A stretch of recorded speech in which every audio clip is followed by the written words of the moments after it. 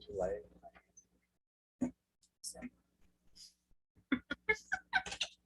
Likes to entertain himself. For a while, I thought I hung over.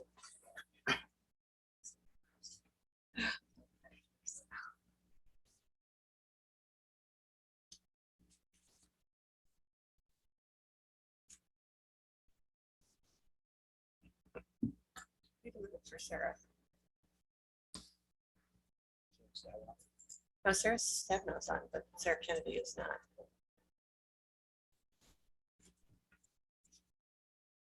Sarah Stavinow, can you hear me? I can hear you. How are you? Good. I have a few questions for you today. Okay.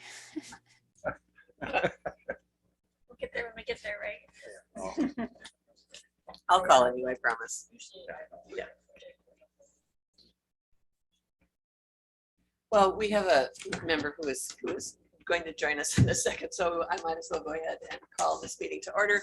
Regular scheduled meeting of the Dunn County Health and Human Services Board for July 22nd. Let the record show that Ms. Barker has not yet joined us, but all of the other members are present. Vague memory that she said she was going to be gone. You know, I think that's right. I think she did tell us that she was not going to be here, so. All righty then. We have meeting minutes in our packet from our last meeting, which was June 24th, 2021. I need a motion to approve. I'll move that they be approved. This is Bill. Second. Any additions or corrections? Any additions or corrections? If not, all approving the minutes from June 24th, please signify by saying aye. Aye. Aye. Aye, opposed? Our minutes are passed. We have any public comment, Krista? No public comment. All right, so moving on. Our next meeting date, we are going to talk a bit about the budget process, but our next meeting is August 26th. Bring your jammies. It's a budget meeting, and we are going to go through the budget with a fine-tooth comb, so it will be a long meeting. I don't know if KT will allow me to do this, but I would happily bring pizza. but be She'll I suppose we'll see what's happening. yeah, I don't know. We'll work that out, but do plan on it being a fairly lengthy meeting. Please allow. Okay. And the first item on the agenda is to review the budget process and timeline. And I don't know, Chris, do you want to do this? Or Chairman Bartlett, Chairman Bartlett, please at least weigh in on a couple of the challenges that we face in the budget process. I can do a summary of the process if you want to speak to then the complications. So weirdly, the budget process starts before we're even halfway through the previous year. So we submitted our first round. The departments all submitted their first round of budget submissions at the end of May of this year. Then those are vetted through the finance department and administration, questions asked, answered, new employee, if there are additional employees being requested or significant capital expenditures or things like that, those are all looked at. Then all of that information is compiled together into what used to be called a budget book, but it's really not a book anymore because now it's a document, an online document. But it will be provided to the county board at their July meeting, which is next Wednesday. And then they'll have it. Then all of the standing committees will review their department budgets with their committees with their departments in August. And beginning in September, the executive committee, in conjunction with all the standing committees in the departments, will begin to try to work through a to come forward with a balanced budget by the October county board meeting with final approval of that in November. Now, there is a kind of an interim step, and Chairman Bartlett can speak to this, but of the finance department and the county manager doing some other additional work with the budget to try to bring it in line so that all of that work doesn't happen at the, it doesn't need to happen at the committee level. But I'll let Chair Bartlett speak to that. All right, well, what I think what you're talking about is that years ago, we used to have committees, and then the executive committee balanced the budget. But numerous times the committees didn't want to cut anything out of their budget, so the executive committee ended up doing it. And just the executive committee, I don't feel has the knowledge to be able to cut the right things. So in the end, we ended up taking a high amount of money out of like the sheriff's budget, the health and human services, this budget, and highway, and balance the budget. So since I've been chair, or at least after the first year that I was chair, so a couple of years now, I have asked the administration department, Paul Miller and CFO, to come up with to give us a balanced budget. And we don't have to stick with that. We can add to it, or we can take away, but it's a balanced budget, and we need a balanced budget in the end. Some of the obstacles this year that I see that are going to make this year worse than last year is one, last year, as far as the pay for our county employees, we took away the step system for last year. And that had we had some employees quit over that. And when we hire employees and they look at the step system, they expect to get a raise every year, that going forward up to 11 steps, depending where they started on that step program. By taking it away last year, they did not get that step raise. So that's something that I don't think we're going to vote to take it away again the second year in a row. So that's going to be an obstacle. Also, throughout the county, we've heard from many different departments that we're having a hard time getting employees because we're not paying the same as comparables in the area. And so we're doing a classification study to see what's going to happen with that. And I think that's going to be an obstacle, because I foresee some of the areas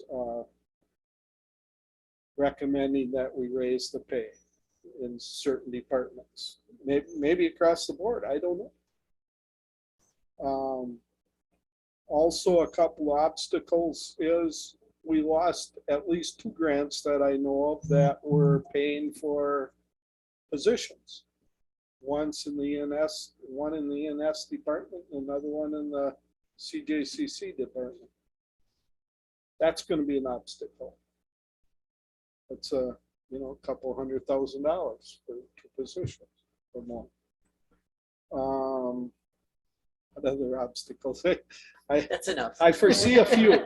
You know, we've used the highway funds down to 0, so I think we're going to have to take a hard look at the services we provide, what level we have to provide them at, and decide what we want to do. Now, we can borrow for certain things. We've identified capital improvements over the next 5 years, $15 million.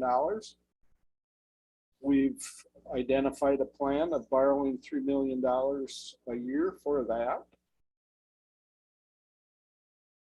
There is, I think there is some other things that we could borrow for and transfer some money towards the general fund. But I was just looking at this new green book that I picked up. We're still 6th highest in the state per capita for long-term debt. We haven't got that. So I don't know. That should be enough obstacles to Yeah. start with. So some other reasons to prepare for a fairly lengthy meeting next time and asking some I questions. think it would about- be good for committees to be able to,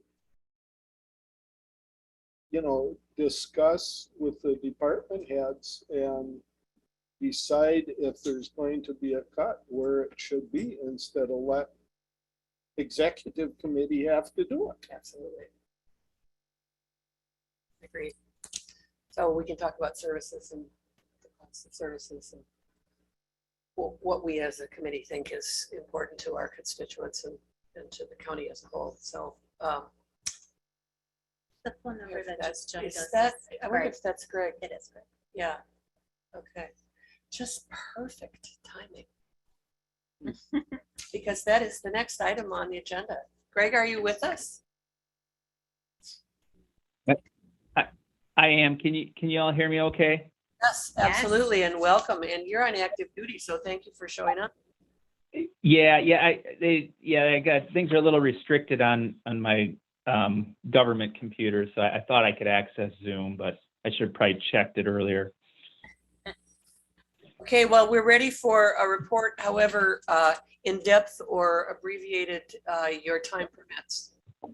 Okay. Yeah. What I'd like to do is to just kind of address specifically the reported items of interest that I kind of put in a memo format, just to really give an idea what we have going on, some future stuff as well as the current items, and so an important piece locally.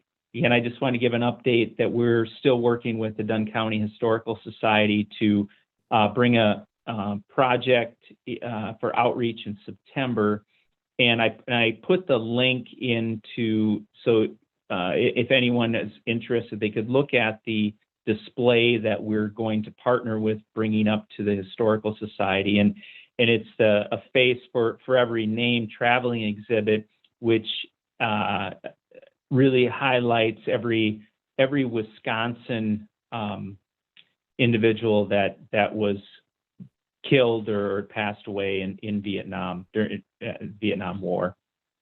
And we hope to have an educational piece that day just open to Vietnam veterans to kind of, for them to kind of go through on their own, but it's going to be a display that's going to be available for 2 to 3 weeks. I don't have anything significant to report related to state benefits. Things are still normal. Hasn't been any new additions that are noteworthy. On the federal side, the VA is trying to work on backlog issues with appeals. So we've had an uptick in conducting higher level reviews. And so then the other piece here is we still have some challenges with past healthcare bills that the VA really seems to have limited staff that are trying to negotiate and deal with these past bills with a previous contract. That ends up to be a little bit challenging. And then financial side of things, I identified that where we're at really with the current donated funds that we're, and the fiscal manager of that project for the Eternal Flame is the VFW 1039. So we just sent over the last, I'd say, housed donations that we took in before we had identified a fiscal manager outside of the county. Nothing significant regarding our emergency preparedness and COVID, and we're fully staffed with two volunteers that would get 10 to 12 hours a week. Any questions regarding that part of my report? Any questions for Greg? No. Okay, go ahead, Greg. Okay. I'm going to move now to our outreach and our client served report. Now, I put 4 impact statements on there that two of them are financially based, and I think I'd reported on the one last month verbally, and I wanted to drop in the amounts. The veteran had received $119,000, almost $120,000 retroactive pay, which is very, very significant. I've got the narrative piece really on. There's a lengthy appeal. Very pleased with the outcome, specifically with them identifying that and believe that he was exposed to Agent Orange because he was not in country Vietnam. When it's Agent Orange exposure outside of Vietnam, the VA is very reluctant to agree and pay for exposure. So we had to do some pretty I'd say unique efforts to get that approved. And then item number 4 is a result of that really the VA adding bladder cancer as a presumptive disease to the Agent Orange list. But we had started this individual's claim because I never wait for the VA's researchers to identify and agree that something is caused by exposure to toxins, because there's so much research that already exists. And so in doing so, the VA then, when they approve it, they go back to when we originally applied. So that resulted in a nice benefit for the veteran. And this last month, I was invited to conduct a training for our association, the County Veteran Service Officer Association for Wisconsin. And so I had an hour block of instruction to train our association, and the approach was on initial claims processing, but my overall theme was really in the kind of professionalizing the approach with good interview techniques and approaching with empathy. And it's, just some of the gradual normal techniques that you do in any type of a setting where you're trying to gather information, and we don't make the judgment at all or determination. And I really emphasized that and how if we conduct things with good grammar, good sentence structure, then it really heightens the chances of claims being approved, because they then know you're a credible source when you're putting things together. So that was my approach. So I was pleased that they asked me to come and present at the conference. And then I'd already addressed the Historical Society item. And I'll just kind of let you guys peruse the numbers for 2021 for June versus the 2020, and just so you have a comparison. And then on the fiscal side of things, revenue versus expenditures, still at this point, I don't have anything significant to report. No concerns at this point related to our budget. With that, I'll be open to any questions from anyone. Thank you for the good report, Greg.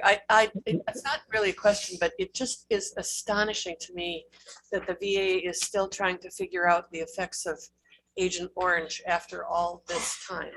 Surely there's a base of evidence for them at this point. Or I believe there's a strong base of evidence, and but it takes Congress to approve it with the recommendations. Well, there you go.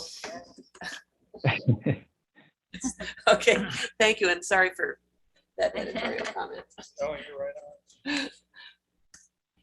Anything else for Greg? Any questions? I just had a quick question, Greg, on the revenues. Yes. And it's just in terms of what was budgeted and what the actual is, it's just a really huge difference. But you said you're not worried about anything. So what you've anticipated to be coming your way, you think is coming your way? Yes, is it safe, you let me know, is it safe to assume you're looking at the taxes general property that doesn't show anything in the actuals underneath? No, but that's a good point too. Yeah, that's the tax levy. We're probably close to 95% funded through tax levy. Okay. And that comes later in the year. I'm sorry, Yeah, Yes. that's more of a question, a Keith question. I know that's what is approved, and then certainly they allocate the levy that comes in to support the program. okay. I I think, can refrain to answer that. It does come in as an entry once the taxes have been collected. So we're working on getting that entry done. Hopefully next month, the portion that's been collected will be put in on the financials for each department. property tax payment isn't due until July 31st, so. Greg, I think Dr. Hall was referring to the Veteran Service Office, the difference between budgeted and actual. Line So 5. I'm trying to, which line are we? So You're looking at- 15200101010 Veteran Service Office budget 232966, actual 1161. Okay. Yeah, and that's if we go down to the full budgeted money that I have control over, shows, we've got some flag sales, as well as I think the fund balance applied, that $5,632 is that I believe we've already received that. Is that true, Sarah? Because it shows up within my budget. That's that carry forward amount from last fiscal year. Yes, that should show up there. Okay. And I printed this on the 14th. But yeah, as far as what we have control, we have the $10,000 CVSO grant that we've already received that for the year. And when I'm looking at the other amounts of revenue, really the 1,450 is for flag sales, which we're at about 1,160, so we've got a few hundred more dollars in sales for that. So that's kind of what I'm looking at. Am I missing more of the question related to the tax levy versus the other amounts with the grant Yeah, I think. So my question is just the line where it says Veteran Service Office, where the budget is 232,000. That's Ye- ones above it. That's a balance of the ones above it. Oh, thank you. That makes sense then. I had to look at where you were. Okay, all right. I'm good now. Okay, yes. Sorry, it's a little bit disconnected because I'm kind of looking at my sheet, so I'm glad somebody helped out with the answer on that. And because they're not, the font is the same, or Right. it's not bolded. Yeah, I didn't realize it was a sum. It is hard to look at that, so I'm glad you asked the question. Now Thank everybody you. knows. Any other questions for Greg? If not, thank you very much for joining us. Yeah, I'm going to drop off if that's acceptable.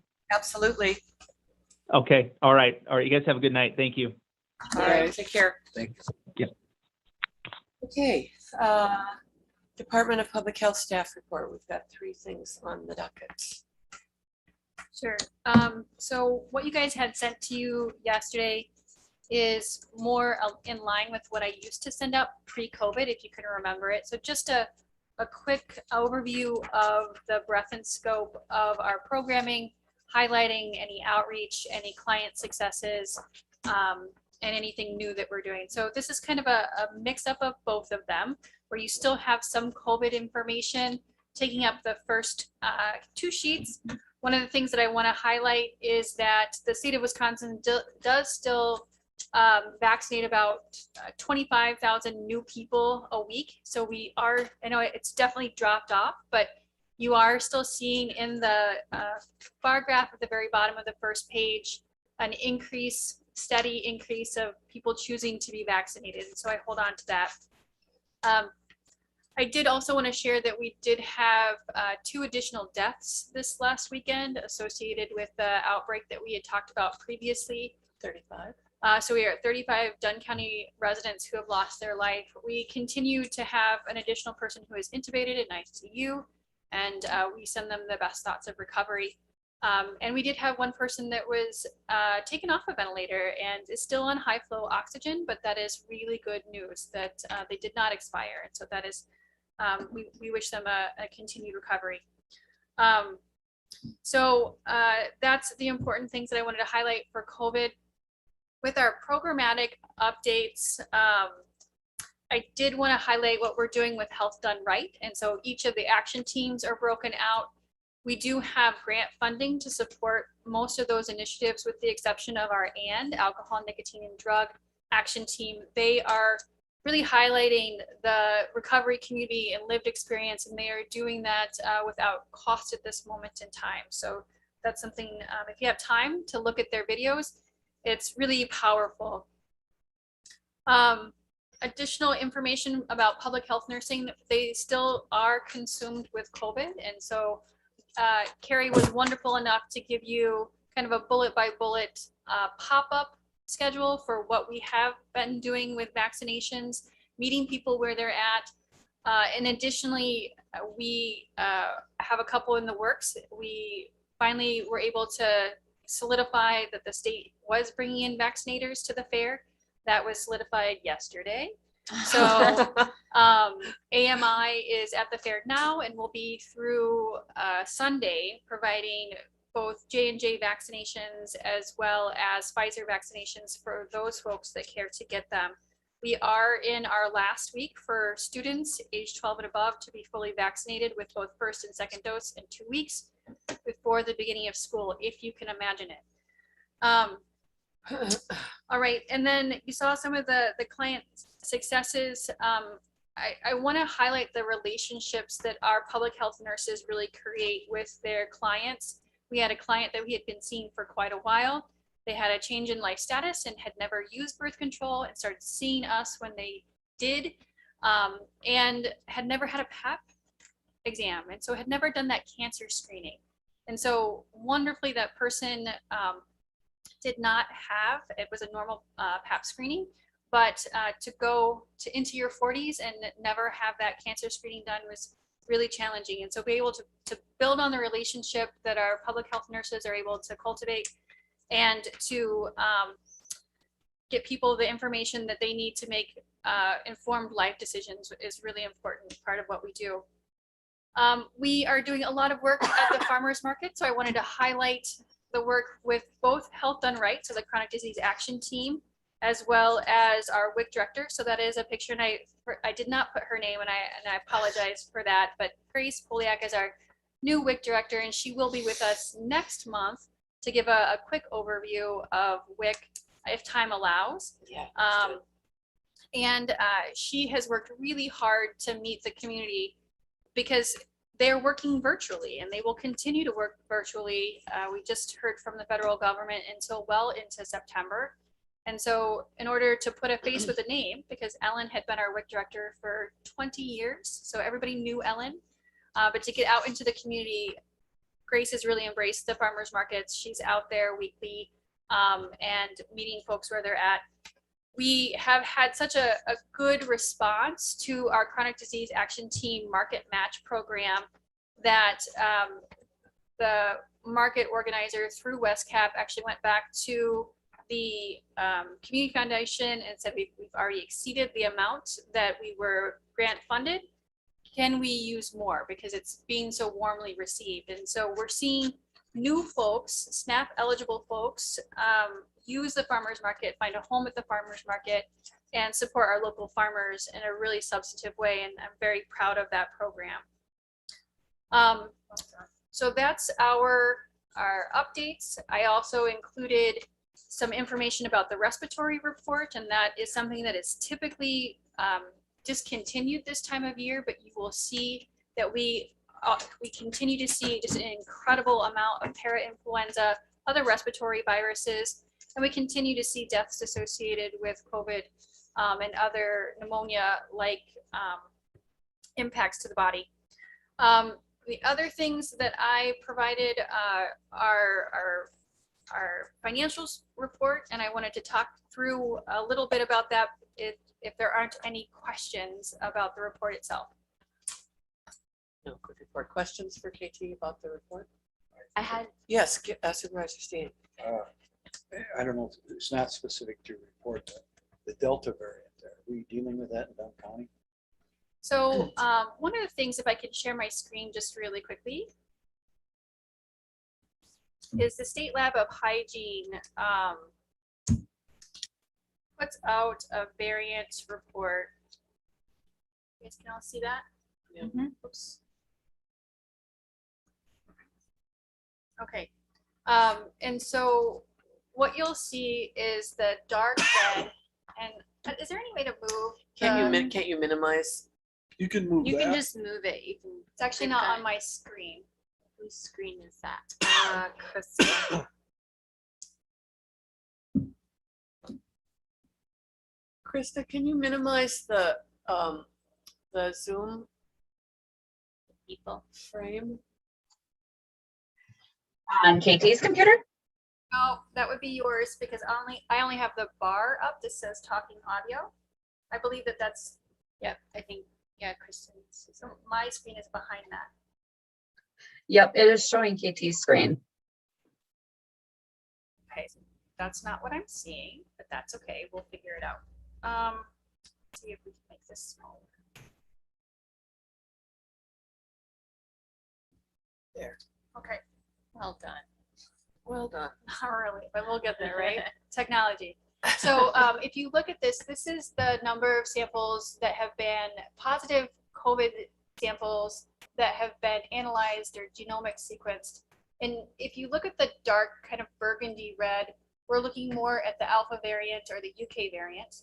And if you look at the pink, so more towards this side, that's the Delta variant. And so the numbers are important. So they've only done 6. That's not a ton, but they were all the Delta variant. As you move over, we're seeing still proportionately higher numbers of Delta variant as in what they are sequencing. So Supervisor Steen, to answer your question, I have sent many positive samples off to be sequenced. I have not been notified that any of them are the Delta variant, but I don't know if that's because they haven't made it through their sequencing or if it's because it just isn't a variant of concern. I would share that it has been located in the Twin City Metro, in La Crosse, and with the proportion of samples that are being sequenced that are coming back as Delta, I would be really surprised if it wasn't here already. The second part of my question is that what I see on the national TV, it's affecting young people pretty hard, and is that being reflected in your information too? So I think in Dr. Hall, if there's anything that you can add or keep me honest. Okay. What we're seeing is that where there are vulnerable unvaccinated people, when it is the dominant strain, they're impacted by that strain. So right now, our cases are in predominantly unvaccinated people. We have had recently some cases that we've sent off for sequencing in households with other positive people. So think vaccinated parents, unvaccinated children. So I don't know that within our population that we're seeing children either have more severe symptoms or more children than adults at this moment in time, but that may be different nationally. What did I miss? So the only thing I would add is that so far it does not appear that it's more severe in young people than previous variants. It's just that when you look proportionally at who's vaccinated and who isn't, more young people are unvaccinated. So the sheer numbers of people getting infected are higher in that group, because that's the group who's vulnerable. So when you hear reports where people are saying we're having all these young people in our ICUs, as a proportion of the total number of people who are getting infected within that age group, it does not look as though it's actually causing more severe disease. It's just spreading so rapidly and causing so much disease that then the raw numbers are higher. I have a third part to my question. This is my understanding of if you're vaccinated, you may still get the variant, but you're not going to be as sick as if, Yes. you know, and is that my understanding for the other stuff too, that we, even though you're vaccinated, you could possibly get it again, but Yeah. you're not going to be near as sick as you would have been pre-vaccination. Is my That's a understanding Great correct? summary. Yep.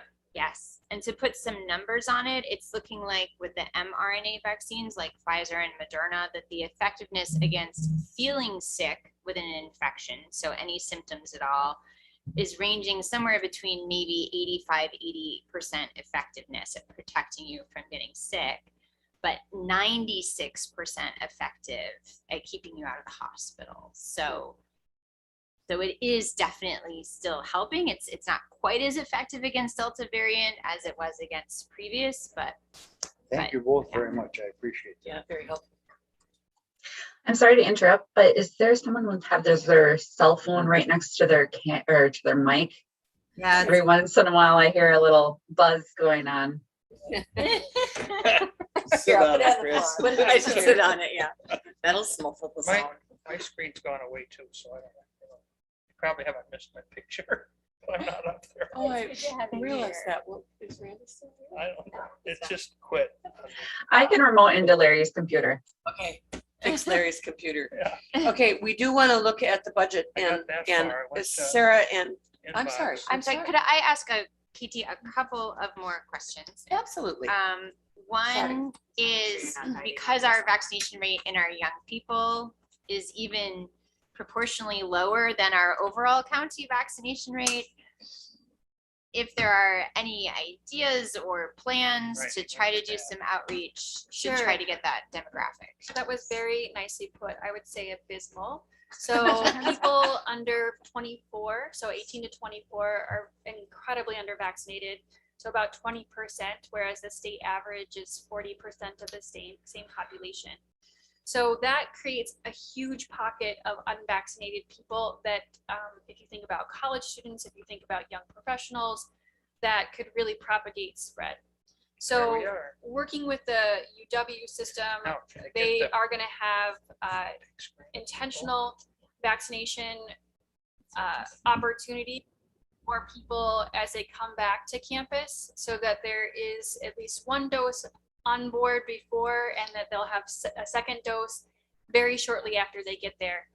We're in initial conversations about providing ongoing vaccination support for the stout population, for those folks that want to do it. There's also a lot of conversation about incentivizing that within the UW system. I don't know what that's going to Excellent. look like, Thank you quite very honestly. I think that there will be additional opportunities for folks to have conversations with their doctors. There will be, I think, an impact in that population when we've got the BLA or formal FDA approval of the vaccine, which we anticipate will be here definitely before January, but the best guess is around October. I think that that'll make a difference. But there's also a communication opportunity, because many folks within that age demographic perceive that the risk of the infection is not that bad for them.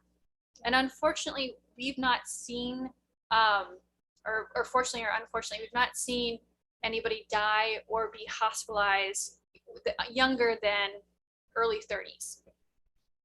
So to change that, we need to change the conversation about why people are being vaccinated. They're being vaccinated for the common good, for the community good, for people that they work with, for people that they go to school with that are at high risk. They might not know that their roommate is a type 1 diabetic, right? So there does need to be some specific changing of the why people should be vaccinated. And so they don't have to isolate or quarantine and miss classes for a week or two. I Which would is huge. For me, that would have been enough, but maybe I'm not the most normal. Yes, Supervisor Steen. Here's the fourth part of my question.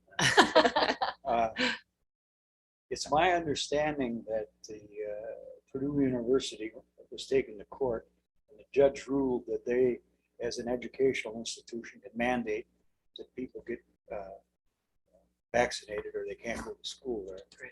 And it's also my understanding that employers can mandate that. Yes. Now, am I correct in that? That is the current litigation. Okay, and then, so I guess here's my question for local schools at, you know, the secondary schools and elementary schools. Could those different schools, or could a school say that you had to be vaccinated? Go with it. I'd be really surprised, and here's why. So DPI puts out, so Department of Public Instruction, sorry for the acronym, put out their required vaccinations. And so there's a process around that. And I think it would be really challenging for individual school districts to go outside of that and require it. I understand. That answers my question. Thank you very much. Are there other questions of KT? Forgive me I for, have one for, more. for moving on. Yes, please, Dr. Wall. So I had seen in a notification about the pre-participation sports physicals at Menominee that there was going to be vaccine available on those days. And so is that being done through a different organization than from the county? Is that Mayo Yep, so or the school someone? district did partner with another vaccinator to Okay. provide that, just like they did earlier Yep. in the year to support their teachers that wanted to be vaccinated. They worked with the medicine shop. And they are also working with an outside partner, not the health department, on that, which is great. That's excellent. And do we know what percentage of teachers and staff at the K through 12 schools are vaccinated? I don't know. That's one of those things like the Stout process where they've asked people to voluntarily share that. I Yeah. don't know if Colfax or Boyceville or Menominee have asked people to share that. I got a question. Yes, Supervisor Field. You know, this point of as far as whether the schools are vaccinated or not, that would seem to be right down the alley of your local school boards having an opinion on this, one way or the other. Sure, absolutely. I think that, Why hasn't it come up then, do you think? Or has it come up in school boards? I've not been on those board meetings, so I can't speak to that definitively. If I could, I'm going to say probably it's litigation, Larry. Okay. They, as KT, you know, you have when kids went to school, they had to have so many shots, right? Right. All right. Well, that's the parameter that the state or DPI is going by. They haven't added the COVID shot into that category yet. So there's and they're being very cautious because there is a group of people, or a movement, I should say, that would be willing to litigate that type of rule if you had it. And I think they're just being extra cautious by doing that. And I also don't know that there would be broad support for a vaccine mandate correct. among school board members even. And so they're walking the fine line there. You know, that's my opinion. I think that's what went on in Well, Colfax there. You know, But doesn't that seem like school board ball game? yes, and they're the ones making the decision. Right. I mean, and I think they're being told by their lawyer in Eau Claire which way to go. Right. You know, so yeah. Question also. Yes, Supervisor Kennedy.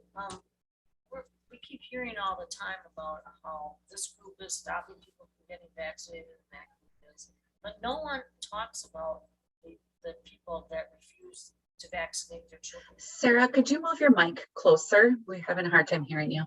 No one talks about people who don't get their children vaccinated at all. And I was just kind of wondering if any of those groups are pushing people to not take this vaccine. Absolutely. So there is a strong anti-vaccination movement that predates COVID. And you saw that 2 years ago when there was some conversation about communicable disease control. And they are empowered and they go literally from Board of Health meeting to Board of Health meeting, really representing their, in my opinion, minority, but strongly held opinion. I just thought it was interesting that you don't hear about that. You know, You do. yeah. I do. The general public That's public doesn't, health. the general Officials do it. public doesn't, when they're talking about all these other, Sure, that's. sure. Supervisor Steve. I saw some information today because I'm retired, so I can watch a lot of TV. So what I saw today was quite interesting. It's a renowned guy. He's head of the medicine at Baylor University. They were talking about those exact same things. And my understanding of it, the way he explained it was, this is about a 20, 25-year thing that's happened. And the medical community was loath to argue about it. You know, don't bring it up, that'll highlight it, you know, and they didn't want to get in a big spat about it, so they just kind of put it on the back burner. Well, it's, you know, it's had 20 years to kind of incubate, and now this came along, and now, and what he's saying is that the health industry, they have to combat this, the misinformation that's out there, and it is counterproductive to good health, actually. And so I think you'll see a more concerted effort to do that. And some of these people that are like that, I think it's a case of the tail wagging the dog, if you know what I mean. We seem to respond to the minority rather than the majority that, you know, does what they ought to do, you know. And I have strong feelings on my great-grandchildren being in school with people that aren't vaccinated. I don't want that. And I don't care who I would tell that to, because that it doesn't make any sense to me. We licked polio, we licked measles, we licked this, that, and the other thing. And I mean, I got a buddy that had polio. I can remember the iron lungs. I mean, and I can remember people that have been sick and sick for the rest of their life with the side effects. And, you know, I'm not running for office, I'll shut up. So Supervisor Steen, I would say that that is one of the things that distinguishes some of the generational differences that we see. People who do know people who got polio are part of a generation that is much more accepting of vaccines because you've seen, right? But when we look at people who were born in the 70s and later, they have not seen. Well, and also, because vaccines have been so successful because they were. So it's been tricky, and I think the other really tricky thing, and I don't know how much you all use social media, but there are some incredibly persuasive arguments out there that sound very scientific. And that sound like, oh my gosh, here's all this evidence that this vaccine is terrible for you and it's going to cause all these horrible things. And it's masterful, unfortunately. And so people are literally being lied to and misled in very convincing ways. I know I spent 22 years working in special education, and I worked with autistic boys because I think they hired me for my neck size, not my IQ. But I know that mothers that have children with this affliction, they want their kid to be okay. I mean, and God bless the mothers, give them a pass because they unconditionally love their kids. They want them to be okay. And so they're ripe to be influenced by that type of thing. And it's almost criminal in my estimation because the mothers and the dads are looking, they're looking, they're looking. And in a lot of cases, there is no answer. The answer is, it is what it is.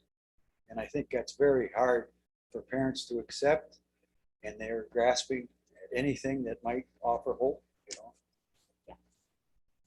Yeah, and we do need to move on, but there were some data released today by a forecasting group that of academics that advise the CDC with projections of pandemic spread led by the Delta variant and largely in in states and counties that have a high proportion of unvaccinated people. Yep.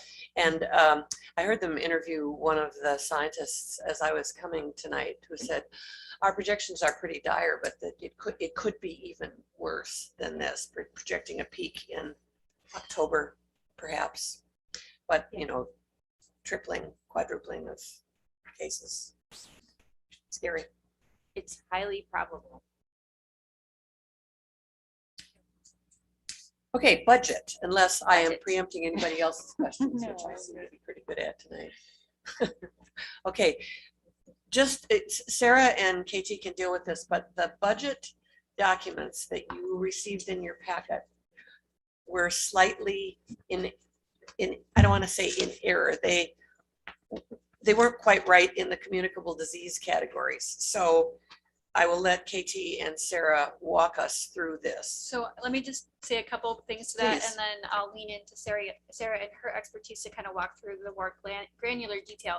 So the big difference between what was in your packet and what you have is that one of the budget adjustments that provided the large amount of ELC or COVID dollars was not reflected in the spreadsheet to the tune of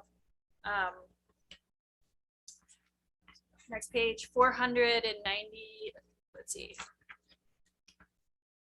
Yeah, $498. So we did update that in what was sent out to you, so that it does show that we are closer to, we're not so overspent, obviously, because when you have about 700,000 and you're on par to spend if things continue to go the way they did early part of this year, about $700,000. We want to make sure that we are showing that we have the dollars to cover that. 758495, and the documents that you received in your email yesterday are correct. Yep, they are Not correct. the ones in your packet. Yep, and one of the things that Sarah has done for us in this new format is she's showing adjustments. So that's giving you guys a visual cue that when we have a budget adjustment come through, that's been added to above what was submitted in the budget. So that's, I think, gonna be really helpful for you guys as you move forward. And then one quick thing, and then I'm gonna let Sarah take it away. You will see in the expenditures that there are dollars associated with the COVID recognition one-time payment. That will be a sum neutral when it gets through all of the budget adjustment and is loaded into SAP. Right now, it's just shown as an expense. It's not shown as a revenue as well to offset that expense. So that's to the tune of about $66,000. Right, and I don't know, Bill, if you know about this, but the county has approved a one-time payment for employees who worked, you know, huge amounts of overtime during COVID. So those payments went out a couple of weeks ago, I think. Yeah, thanks. Yes, I was aware of that. Thanks. Okay, good. And then Sarah, would you pick up any pieces that I dropped? And maybe walk us through the bottom line, please, Sarah. Sure. I will share my screen. Hopefully I have the one that KT is referring to. Yeah, yes, you do. Okay. So what I did, and KT, you did a great job at explaining that $66,466 one-time payment. You'll see it variously through the expenses as COVID retention bonuses, and they are as expenses. So you'll see them throughout each cost, not each cost center, but within the cost centers, you'll see some of them. And that's what they are when you see the retention bonus. They were split out to where the cost centers that the employees worked in. So when we go down to the expenses, as KT mentioned, I've added the adjustment column. Those are, again, all the budget adjustments that you approve. And once they get into SAP, I will add them in here. It's about a 2-month lapse from the time they come through this committee till they are entered into SAP when they get through all the other board approvals. So with that being said, the year-to-date expenses for public health, I have at $875,501.96. With that projection, I have that they would come in at 1,581,543 for expenses. If we go to the revenue page, I have also done the same thing, added the adjustments to that. So again, I have the revenue year to date that we have collected at 503,624, but the projection is at 2,076,354.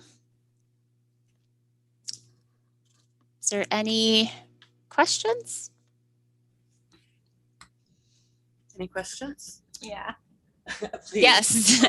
Please, Dr. Hall, go ahead. I had just a couple of questions because there are a couple of items where the year-to-date expenses and the year end projections are far lower than what was initially budgeted.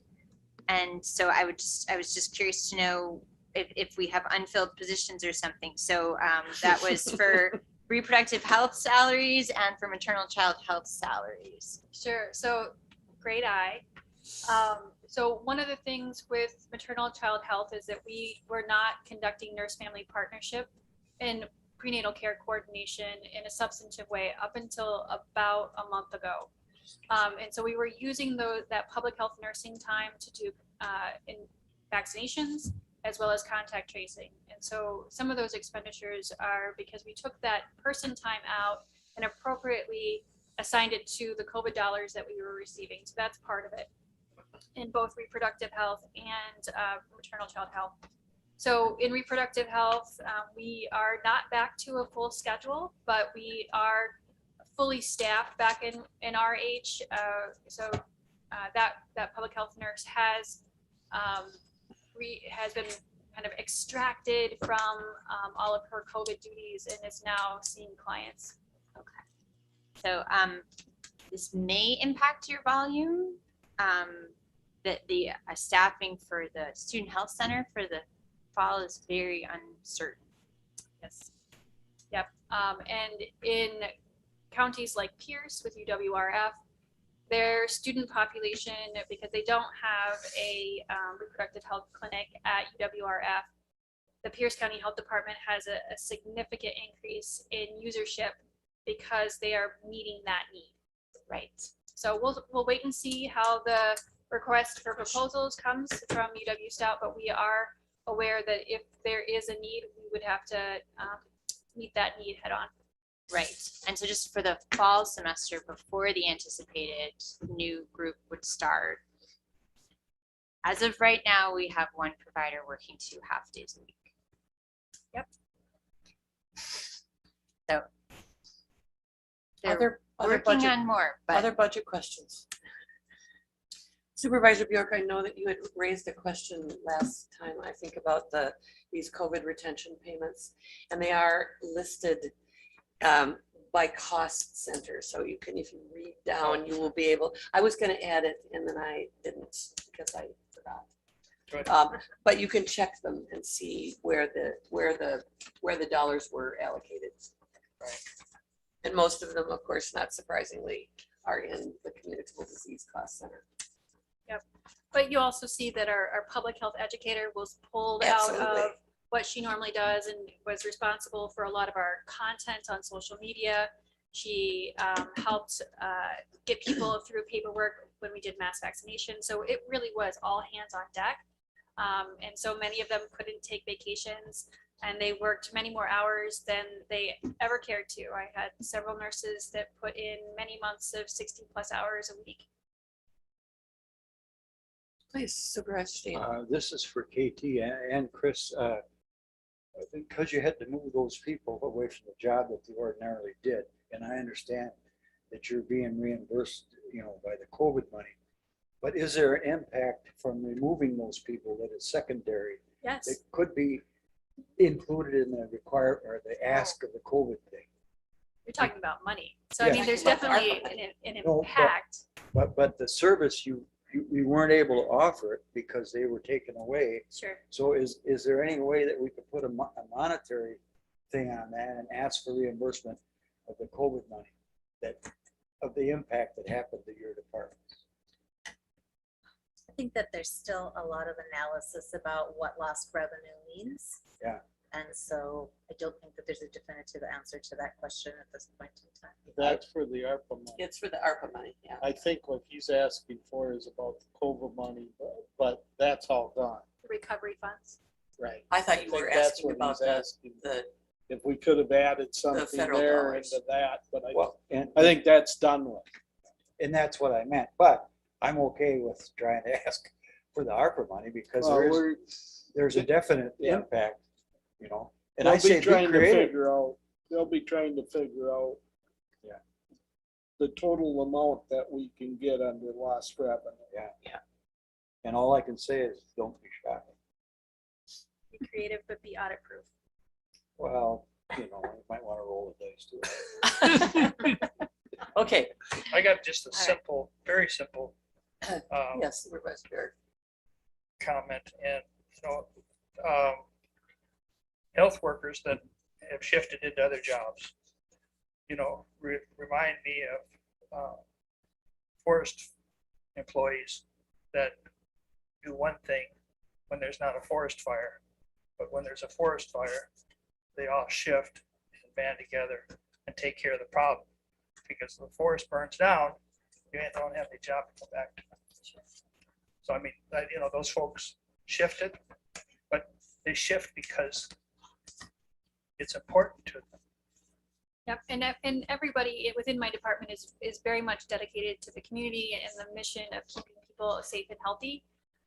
So we did what we did with full expectation that it is what it needed to be done. That's right. It to be done. And well done. Yeah, Gary, so far. so far. Anything else for KT before we get her out of the hot seat? Okay, moving on. Sanitary sewers. Oh, right, sanitary sewer. Oh, yeah. Still in We it. were gonna, yeah, I know, we were gonna talk about just sort of the top line on that. Yeah, so top line Sorry, on that, I know that there's a lot of conversation that still needs to be had at the county board level, at PRND. What I'm looking at is that I believe that we can provide some backup. So let me reframe that, I'm sorry. So there's a holding pattern that I would encourage that for the remainder of the year, we really do a deeper dive about both the gap analysis and the service that's not being provided because we don't have a staff to do it. And then we make an informed decision about 2022. So that's just kind of a holding pattern. And if we decide that it's something that the health department either doesn't need to do or can't do, I don't think anything's lost. But I do believe that we can provide in the health department, even if there is, after that deep dive analysis, we decided it's not the best fit, or the board decides that it's not the best fit, we have an opportunity to provide some backup support by adding some staffing within environmental health. I currently have a 0.8 FTE that is vacant in environmental health, and I think that we could provide some seasonal support with that 0.2 that is going to be cost comparative to the current, and I would say cost savings to the current contracting out of that backup support. And so I wanted to talk that through at a high level, just to make you guys aware of my leanings. I would love to take on the POUTS program. I think we could do a fantastic job and a good service for the community, both the health and water quality. But I also want to make sure that it is cost effective.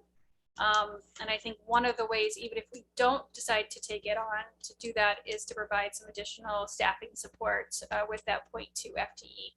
Of course, recouping costs because we're doing the work. Is there anything else we needed to talk about with that? Thank you for the extra time. Yeah, and thank you for explaining that. Missing. Okay, human services.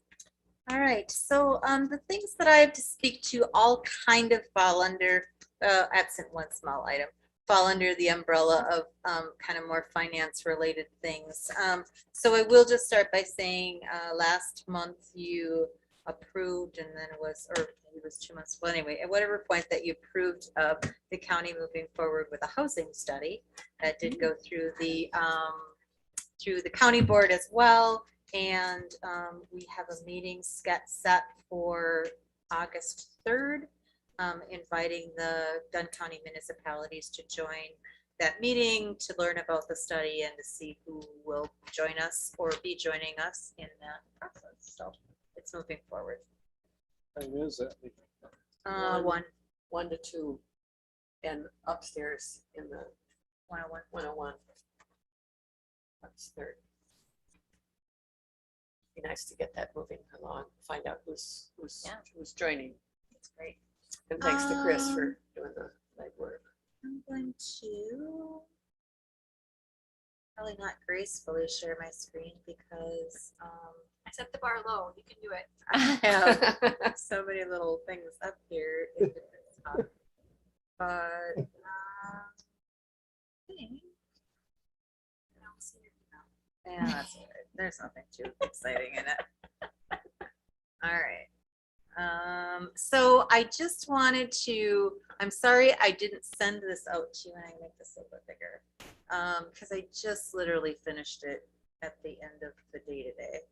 But I just wanted to show you by sorting, these are the 47 staff positions that are house calls positions.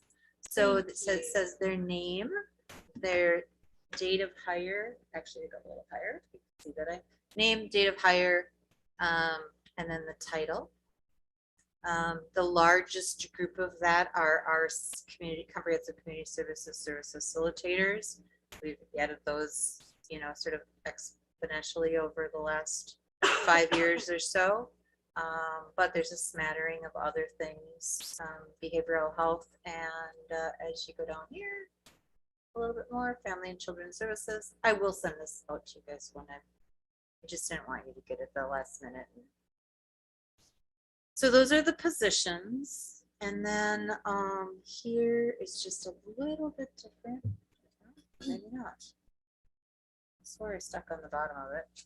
Well, it was kind of just a little different look of an accounting of it, just to show you where those different kind of in which sections those resided.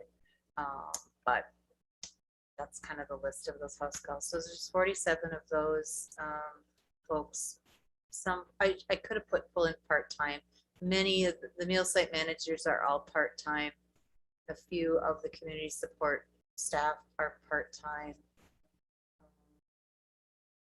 The legal secretary for the DA's office that we fund through a grant is we fund part of that position, but not the whole position.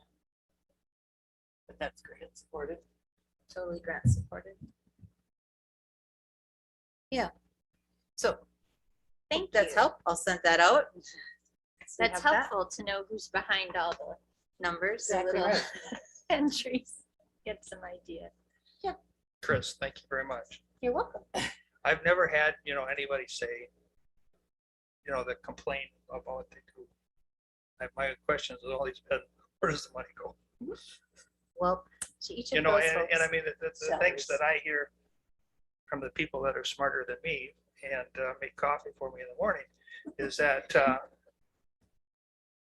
they do things that you don't do at times. A little of each. A little of each. Yep. They do some things that we do and they do some things that we don't do. But they're dedicated people serving Dunn County. I think that's really the important thing to know. Dave tells us right off the bat, just about every time we sit down, that we really got to watch where the money goes. Yep.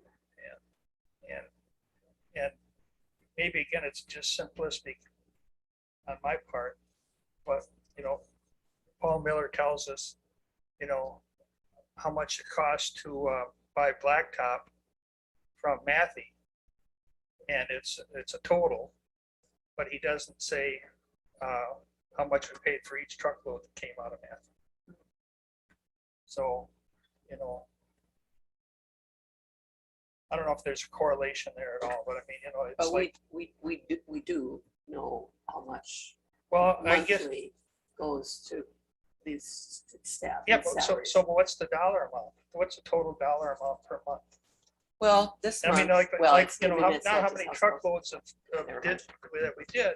What did it cost us to provide these services per month? And I don't want to make a big deal out of it, but, because I don't have any reason to believe it's not money well spent. It's just, where does the money go? We have,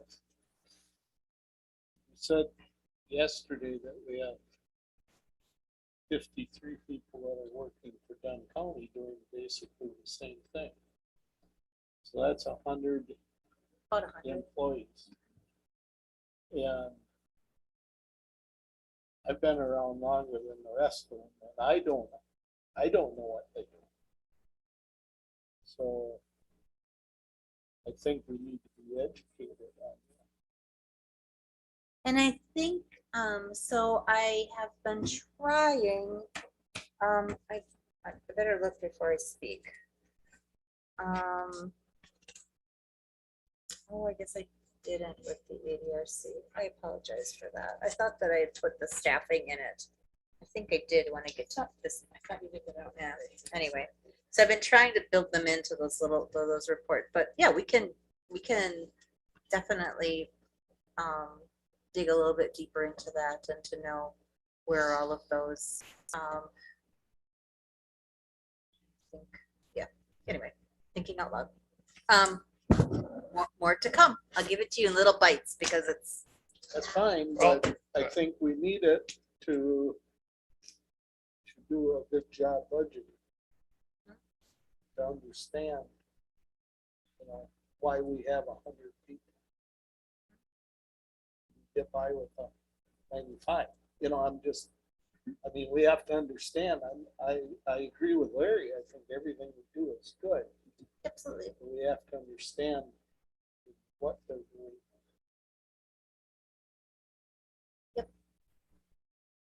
I do wonder if it's possible, and I don't know because I'm not an accounting person in any way, shape, or form, if it's possible to create something just for salaries that's kind of broken by the different units and says, this is how much we pay for salaries for county employees, and this is the total of how much we paid to house calls for contracted salaries. So some That of that might be already exists in the information. financial reports when we run the full report, and I only run you those full reports about every third month, just because they take up 20-ish pieces of paper, and I don't know that people read all of the detail. They look to the bottom line, but Right. apparently if you're reading them I all, just and want the bottom, like, I think just to have that bigger picture of like, okay, in behavioral health, and I'm still learning all the different so abbreviations, but this much we pay on for county employee salaries and this much we pay for contracted agency contract salaries. So in that let me department. show you so that when I send it to you, you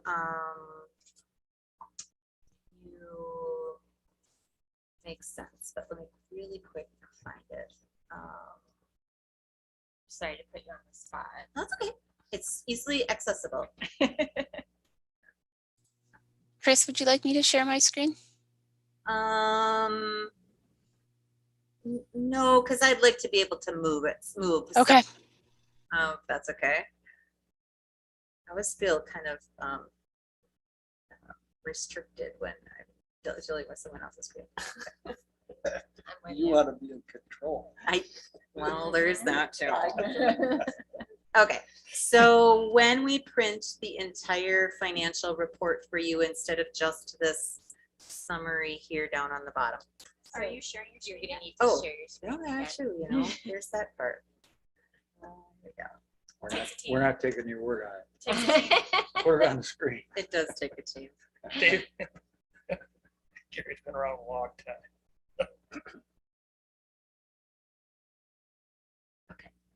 When we share the whole report, instead of this little, just so when at the bottom, always at the bottom of the expense piece, you get the roll up of expenses and revenues, and that's what Sarah will go over with us in a bit. So about 2 months in a row, I send you that bottom part because The rest of it, like I say, it sort of doesn't generally change significantly, but I do try to get it to you about every third month so that you can kind of see it evolve and change. So the rest of it, though, is split out into, so here is the administrative, so this is agency management support and overhead. So this is me, the deputy director, some of Sarah, our clerical and fiscal staff that are split across the agency and aren't stuck in one group. And we do this a little bit different this year, just mostly for Sarah's and my purposes, because we sometimes run into issues tracking some of the money, and so we just wanted our own comparison. But here you can see in column C what's budgeted for salaries. Now these are county staff. What's budgeted, and then the year to date, and then what the projection is based on the number of payrolls that have already been paid. So in the agency management support and overhead, there was $784,000 budgeted, and we are projecting at $675,000.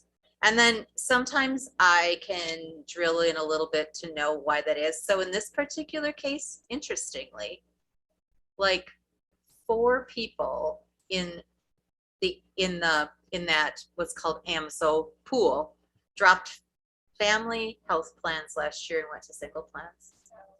So it's an instant like 100 grand savings or more, moving from $28,500 a month to about a year to about $10,000 a year. So, because I was like, why is that? We don't have any vacancies. Why is that number so low? So I drilled into it a little bit different. So that's that. When there are no leased staff in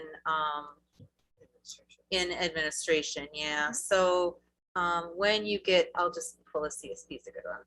So in the community support program, oh, let me see. I gotta look at what I'm doing and not what I'm putting up there because there's this delay. Okay, so here is the crisis program. This would be a fine one. So crisis is the program. Same thing. All of the county staff roll up into this yellow. So there's only a little bit of management in the crisis program. So it's a small amount, budgeted at $20,000, expending at right about what it's budgeted at. However, down here, all of the house call staff will always be captured. Get back up to crisis. Will always be captured in this line that's called agency contract salaries. So That's great. we anticipated that we'd have $147,499 worth of cost, and it's currently projecting at $147,916. And then so sometimes you'll run into another spot where you can see it, where you'd see it, and if you looked at economic support, you wouldn't find any leased staff there because there are no. So if you don't find that agency contract salaries line, it means there aren't any. And those, I'm sorry that sometimes those headings are kind of like wonky, silly sounding. They're predetermined. You kind of pick the best sort of related title that you can give something. So let's just take a really quick look as long as we're looking. Let's really take a quick look at Family and Children Services, because that's another section that has a lot of staff. So county staff wise, we're budgeted at $1.1 million in that group, and projecting at just a little over $1 million. And then they also have several leased staff.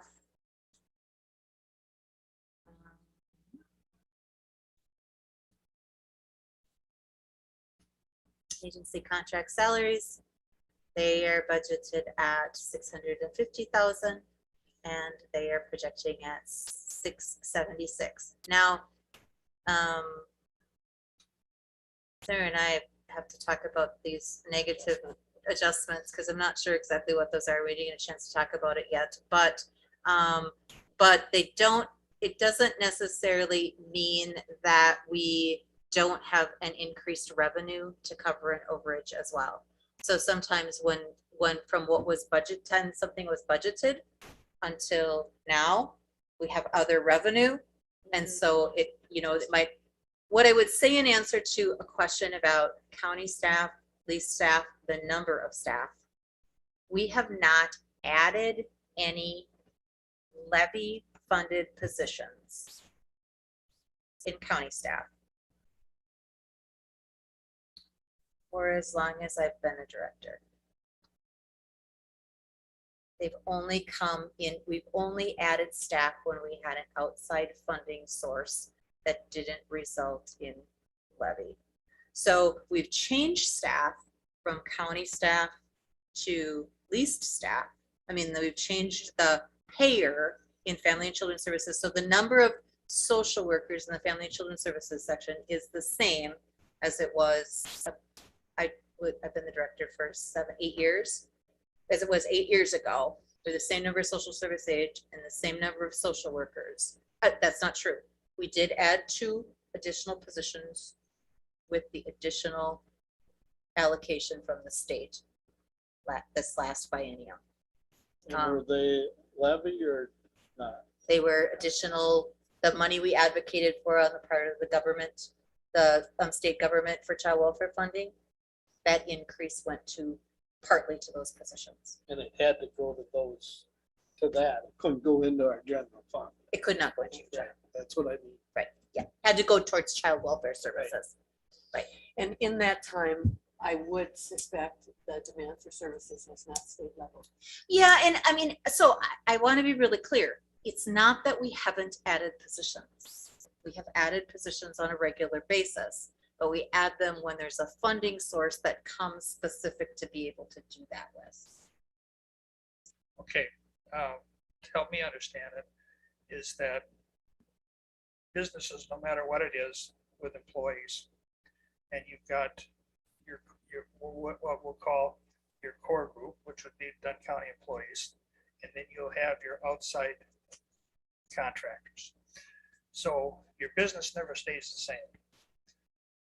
As the business goes up and down as far as demand for services, I would assume that the county contractors, the county staff stays consistent. Do we have the contracts availability to say we don't need so much house call this week because we don't have demand for house call this week or this month?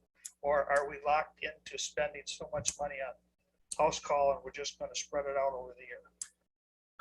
So we have a contract for all of our services, but contracts establish a top number that you're going to expend. They don't say you're going to expend that. They say we're going to expend up to that amount of money. So if, for instance, if there was, I don't know, let's say we have a house called, I'll take an easy one, meal site manager, who is doing one of the congregate meal sites, and we decide that I don't know, all the people that went to that meal site no longer go there, and we're going to close that meal site. We're not locked into having to spend that money on that meal site manager or on something else within the program. Right, exactly. So 2 or 3 years ago, we closed 2 sites and cut a day in Colfax. And I know, contrary to popular persuasion, that was a direct levy savings of about $40,000 because those meal site managers work a very a few hours a day. So it doesn't save a ton, but it saves something. Right. So but I also just want to be really straightforward as we have this leased staff versus county staff. So let me give you an example. So last I get confused as to which year is which, because it seems like we lost a year in COVID, but going into last year, we received a almost $500,000 grant from the Department of Health Services to launch the first episode psychosis program, which does early intervention with youth between the ages of 15 and 25 who are experiencing their first psychotic break. Because there's a ton of research that says if you can sort of get to that quickly and like wrap services around them and their family tightly, the likelihood that they'll have a second episode or ensuing episodes is much less. So the state was super interested in us. If we were willing to do that on a regional level, they were willing to fund it, whatever it cost us.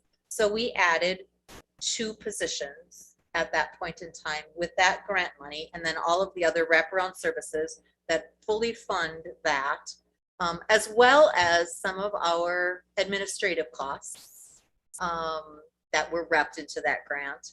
We added those positions. If that grant money goes away and we don't have another fund or another way to fund those services, when that grant runs out at the end of 5 years, those positions will go away.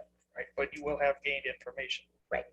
However, we also have a bunch of positions like the Family and Children Services staff, some of our behavioral health positions, some of the meal site managers that were formerly county positions, and that we switched over to house calls. And so they're working side by side with county staff. So if you used to have 10 county social workers in program A, we might have 5 house calls and 5 county now, but we still have 10 total social workers.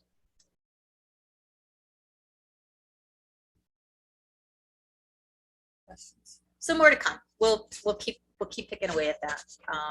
Thank you very much. Thank you. Chairman Bartlett. Question going back to the 2 people that you hired when they gave us more money for children. Do we put any levy money into that, taking care of those children, into that program, taking care of those children? That's what we're going to talk about right now. We're talking about family and children services. Let me just share one other piece of, well, maybe 2 other pieces of information that are kind of related but unrelated. So you may recall that, well, you might not have known this, but Dave will recall this because we talked to legislators about it all spring long, that one of the asks in the biennial budget was to move the cost of something called subsidized guardianships from the Department of Human Services to the state. So what happened is about a decade ago, the state said in situations in which it is not in the child's or family's, often the child's best interest to terminate parental rights, but there's somebody who's willing to be a full-time permanent caregiver for that child, you can have that caregiver enter into what's called a subsidized guardianship, where they will continue to receive a payment until that child reaches the age of 18. And originally, there's all kinds of complicated, sort of logic behind why that didn't raise more concern than it did. But in the end, next year, well, this year projected, and next year, that would end up costing us here in Dunn County $126,000. So next year, that got approved in the biennial budget, and now it needs one more legislative fix to move it, but that's in the works, to move that cost from the counties to the state. And nobody's going to take that $126,000 because it's not earmarked for that. It's part of our allocation. So that was good news. The second thing that I want to share, and I'm going to just like a little teaser for those of you who just can't wait to watch the county board meeting next week or participate in the county board meeting, to know that when all the final numbers were in from last year, the Department of Human Services did return about $300,000 to the general fund, which was kind of what we talked about. well, what we thought was gonna be a little bit. Take that to coffee, Gary. Pardon? You can take that to coffee. Yeah. All right, so let's run through these really quickly. I did send these out in an email. And Yeah, they're these very are helpful, great. Thank you. These are the kind of trying to give you bite-sized meals of information program or section specific. So this is the Family and Children's Services summary. So what I've tried to do is just sort of tell you what do those staff do? And this is where when you said, Dave, that, I mean, it's easy for me to attach the numbers that are behind these things too. Like I can tell you that we have so many youth justice workers and so many child protective services workers, etc. So we can work on that. Then I tried to answer the most commonly asked question, are these services mandated? And then tell you where that mandate exists. And it's usually in one or two spots in statute. And then I tried to sort of highlight the key language, because honestly, your eyes can kind of glaze over when you read statute.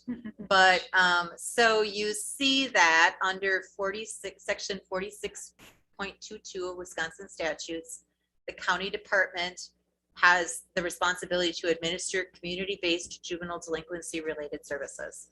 And then under another section of statute, 938, it tells you what are those responsibilities within that of what we need to do. And one of them is to investigate the conditions surrounding juvenile delinquents and then to make every reasonable action within its power. So when you ask to what degree, if you can define for me what every reasonable action within your power is, our power is, that's the degree. So I don't know what that means. I mean, then those are the sorts of things that when we do or don't do them, those are the sorts of things that then get litigated and then somebody defines it for us. Have you been litigated? We have not, no. I should say, have we? Well, Dunn County has been litigated, not related to youth justice services, but related to adult services in a case that went to the Wisconsin Supreme Court and was a published case that basically said, I'm not saying this facetiously, essentially counties, you don't get to say you have a bottom to your pocket. It was a case of a long-term care, and I'll misspeak if I speak too much because it's about more than a decade old, but probably closer to 20 years old. But it was a situation in which an adult disabled or elder person, I think disabled person, needed a placement and wanted a certain placement that was going to cost a significant amount of money over another placement, and that got litigated all the way through. And basically, we were told that that person had a right to have the placement that they thought was in their best interest. So that's youth justice. Then you can read up the things that are going along that. Then the next section is child welfare. So similar language, similar sections of the law, similar section of the law. We have a responsibility to administer child welfare services as a county. And then again, very similar language. We are to investigate the conditions surrounding, and some of this language is older than most of us. Investigate the conditions surrounding non-marital children in need of protection or services, including developmentally disabled children, unborn children in need of protection or services, to make every reasonable effort within its power to secure for them the full benefits of the law enacted for their benefit. And then again, I've highlighted the sort of the things that you need to do in part of that. And one of those is to license foster homes. So here's a kind of a list, a laundry list of things that are provided by the Family and Children's Services section. I'm not going to read them to you because you can read, but everything from the taking of reports to the determining of placements to managing court to supervising visits to filing termination of action, parental rights actions, and preparing for jury trials. And there are currently 2 managers, 2.5 social service aides, 15 social work staff in that section. And then to Chair Bartlett's question about funding. So this breaks out kind of what you asked about, Dr. Hall. County staff, police staff, placement services, and this is 2022's budget. So this is not reflective of where we're at this year necessarily. Travel, training, and then all of the support services that go with the delivery of that program all result in $3.3 million. And then this tells you the money that we get back. So we get 850,000. So this is where in that base allocation, that's where the extra money came to hire those staff. We got about $265,000 extra in this biennium for child welfare services, and we spent about 150-ish on additional staff, because part of the ask to the legislature was give us additional money so we can lower caseloads. And then the rest of it went to the ancillary services that we're funding. Well, the ask was, yeah, to lower caseloads, but also to help with the count, With you know, out-of-home placement, that they were giving, they weren't paying up what they should. which still, as we get to the bottom of this document, Still will true. be true. Right. So, yep, so and then this just shows you some of the other, the words probably won't mean much, but we do receive some money for kids that are placed in kin-like relationships with relatives, situations with relatives. We do recoup through child support and the recruitment of SSI and Social Security disability and death benefits, about $100,000 towards our placement costs. We do receive $229,000 towards those youth justice services. And then we receive kind of I just lumped them all together. Those are other support money related to the delivery of child welfare and youth justice services for a total of $1.6 million. So the bottom line is we have about $3.3 million of expenses and we have $1.6 million of revenue. So there's about $1.7 million of levy in child welfare services. Our statutorily required match is $106,000. So we're currently matching what's required of us at 1,593%. Right, and I guess that's what I was getting at, is that I'm not saying we didn't need those extra positions, but what I'm getting at is we made that decision to add the positions. We wouldn't have had to. We could have put that all towards the levy.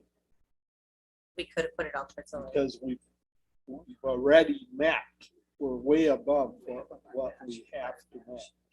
What I would argue, and again, this becomes a little bit of hard to say it's always hard when you say, what didn't happen. But let me just show you in Family and Children's Services. What I'd argue is what adequate staffing has allowed us to do is, well, I can do it with the bottom line.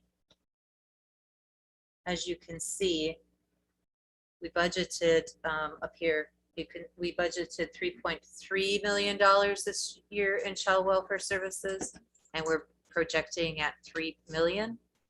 Last year was very similar. We ended up under budget in Family and Children's Services by about $350,000. So what I would argue is the investment in staff, because it's our primary service, the investment in staff has driven down all of those other costs.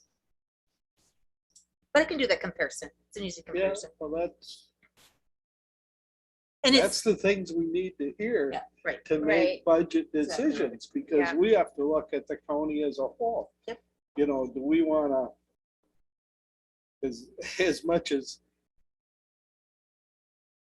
Gary doesn't want to hear it, we're probably going to have to cut services. And Absolutely. And we have to make an educated decision, and that's what I'm asking is, there's a lot of things I don't understand.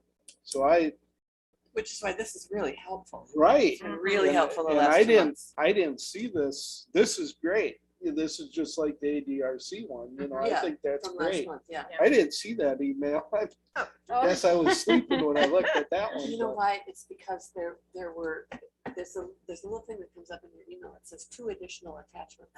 And you have to, Yes. and you have to click on it to get the additional attachments. And Well, that's what I meant. it I took me a missed while, it. it took me a while to register that. It's like, I'm gonna have to go back and look for it. but- You can because I unthread want- your emails, yeah. but then you get every email as a separate email. So Dave, I was just, in this type of breakdown, very helpful. Mhm. And I was just wondering, as it relates to the whole county board, you know, I think this type of information is valuable, but I think we really need the time as a county board to have this type of presentation or the whole county board to see this, to get a better understanding of where we're at. Does that make sense? Yes, And that'll but we take time. can't have the whole county board be at every committee. No, but I think that Although they do get these materials. yeah, but That's right. They but do I get think these that- materials. at But our we have to, request. I think what we need is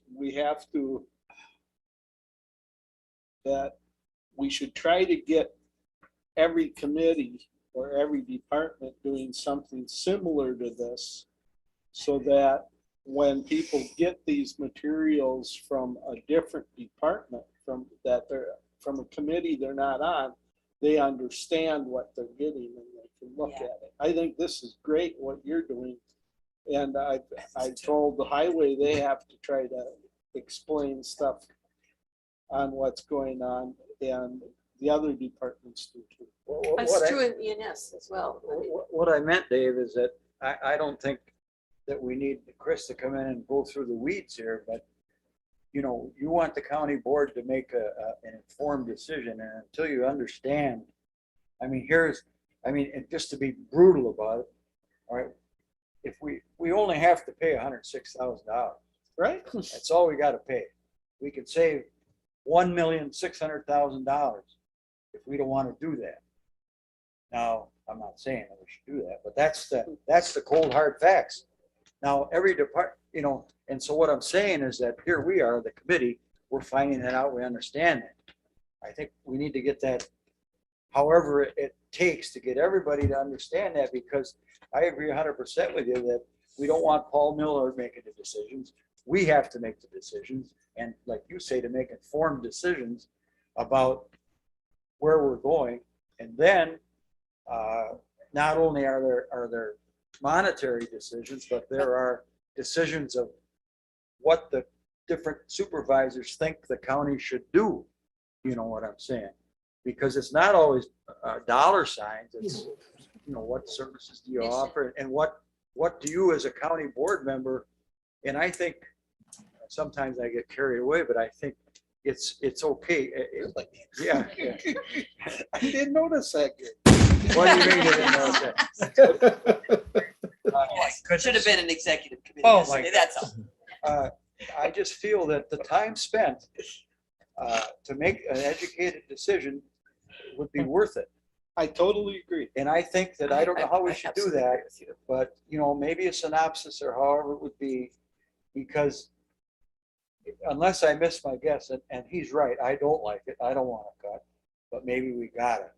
And if that's the case, we want to be as informed as we could be about what we do, and then the chips fall where they may. I guess if you got enough horsepower, your idea goes through. If it doesn't, you know, but I think that because I would like every supervisor to be able to say at the end of the deal this year, yeah, I understand.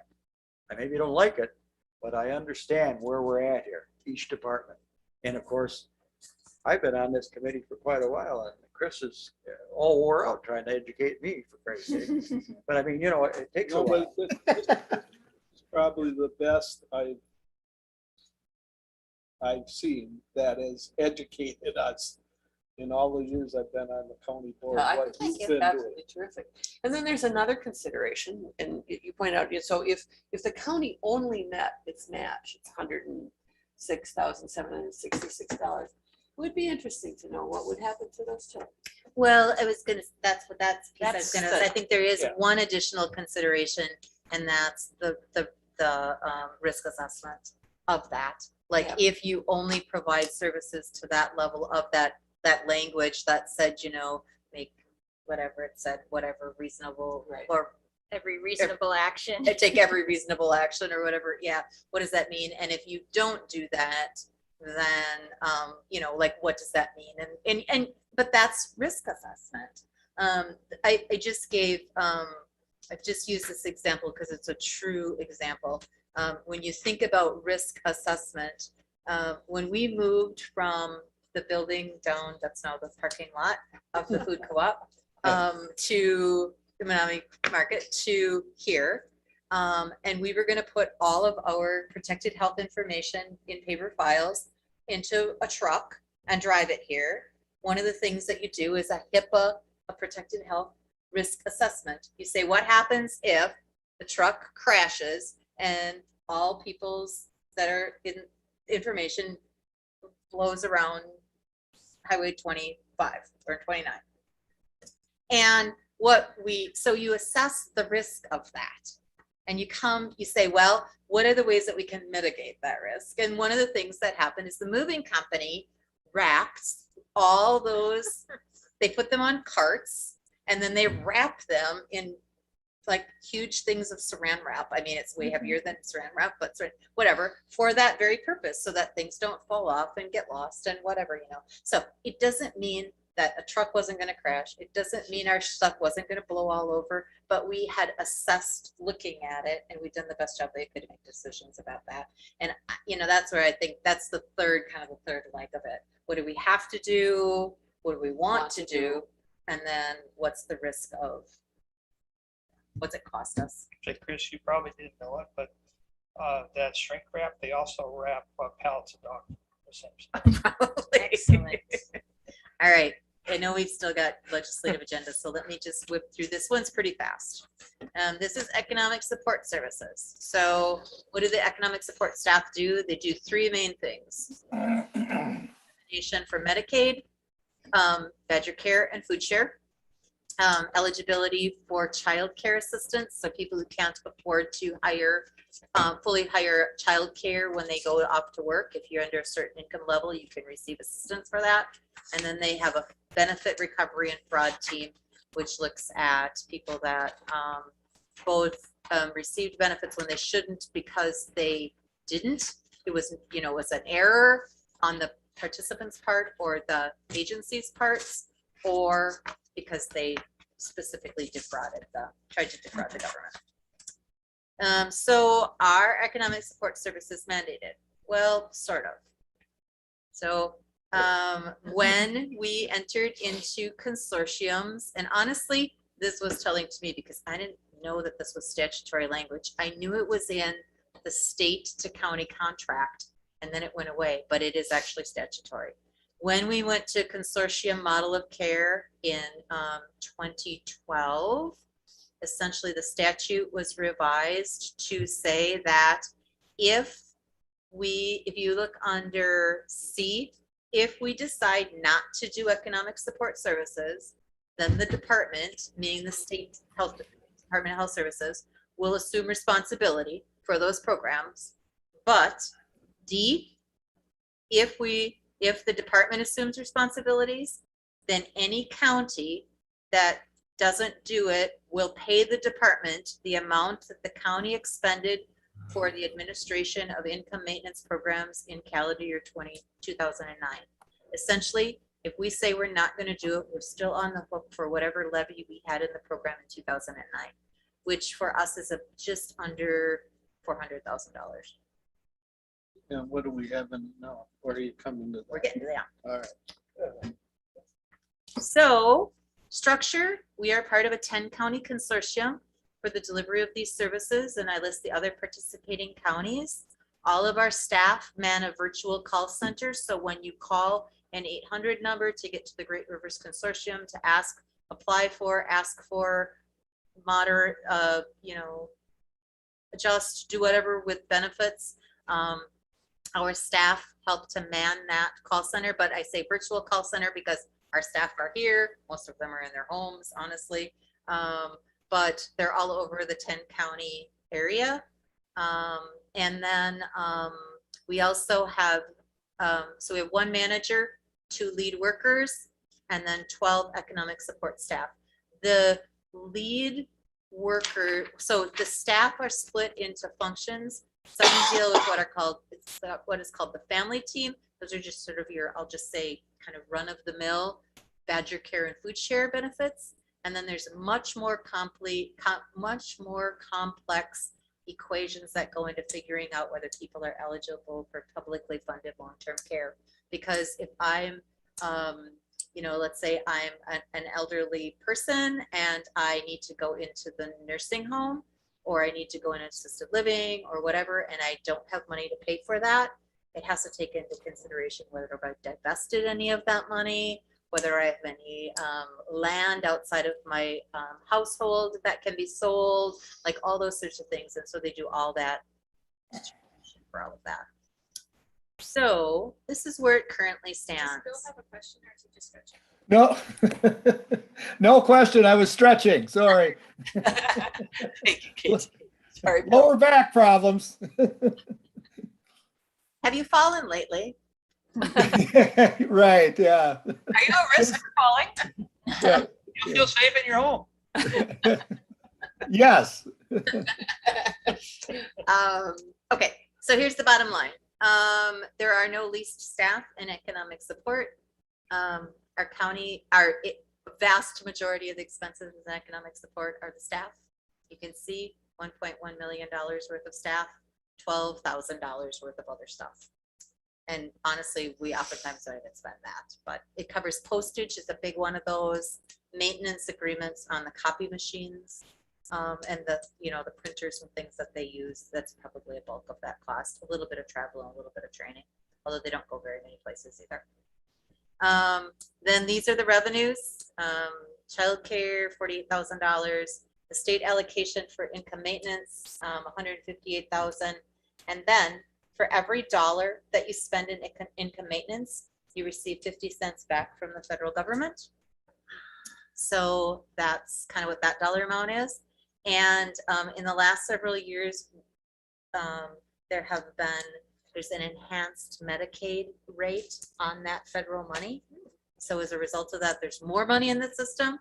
So we have, as for the 2022 budget, we have $1.1 million of expenses and $1.1 million worth of revenue. Essentially, we have revenue over expenses, and that's not really true. It's just that the way our financial system is set up, it doesn't, in the cost centers, it doesn't account for the little bit of my time, a little bit of all of your guys' time, a little bit of the plowing, the snow removal, the IT, corporation council administration, or whatever. So we're claiming federal reimbursement on all those little bits, but they don't show up in the cost center to that organization, to that part of the agency. Is the enhanced reimbursements going away after the COVID? No, it was not COVID related. No. But you never know when those things change and move. But that federal match rate shifts around all of the time. But it's been the way that it is for about 4 years now. So You think there's any possibility it would go up? it does, but it goes up like, maybe it's like 0.067 and it goes up to 0.069, or nationwide it's millions and billions and millions of dollars, but for us it's a nominal amount of money. So just to reiterate, so if we stopped doing economic support, said we're going to get out of the business, we would owe the state of Wisconsin $390,000 every year forever into perpetuity. And right now, doing economic support offsets other costs by about $52,000.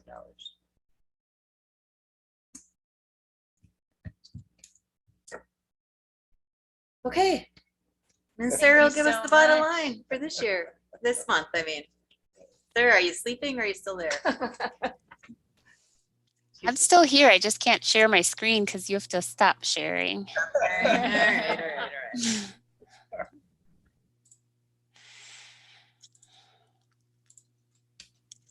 There we go. You guys can all see that? Yep. Okay. So again, I'll just do the summary. I'll let Chris know the negative amounts and the adjustments are from what we budgeted for grant dollars to what we didn't get in the actual when the grant was awarded. So those are the changes with the negatives. We usually go off our previous year grants for allocations, and we got less than what we had budgeted. So those are the takeaways on there. And in the budget adjustments coming up, we have more to add, so they will change. And we are 2 months behind in budget adjustments also. So there's more money to come into the financials as soon as they come through the system. But I'll skip right to the projected. So right now we're projected for for expenses, total operating and salary to be at $12,894,036. And that breaks out for operating at $8,107,835. And the salary is $4,786,201. So then it just foots back to make sure we balance. And our budgeted revenue to come into the county that we have projected is $9,337,923. This is grants and billed services. And that shows that we will need $3,556,112 of county levy. Our budgeted amount of county levy was $4,178,916. So right now, if everything stays the way that the projections have, it looks like we would give back $622,804. Are there any questions? Supervisor. Gary, Sarah, how is our rate of billing and reimbursement? Is it a normal period, or is it slower, faster than it normally is? It's about the same. We're still about 2 months behind in getting bills. According to these financials, the revenue into the system will bill. And then by the time the mail gets the statements out and the people pay, it's about 2 months behind. But the projections are showing where we're at right now. Thank you. Yep. Mr. Lamb, did you have a question? no, No. As Supervisor I have a Kennedy. question. I was just wondering, does the county still use a risk management person to keep workman's comp costs down like we used 2 years ago? Patty Isaacson is our risk manager for the whole county.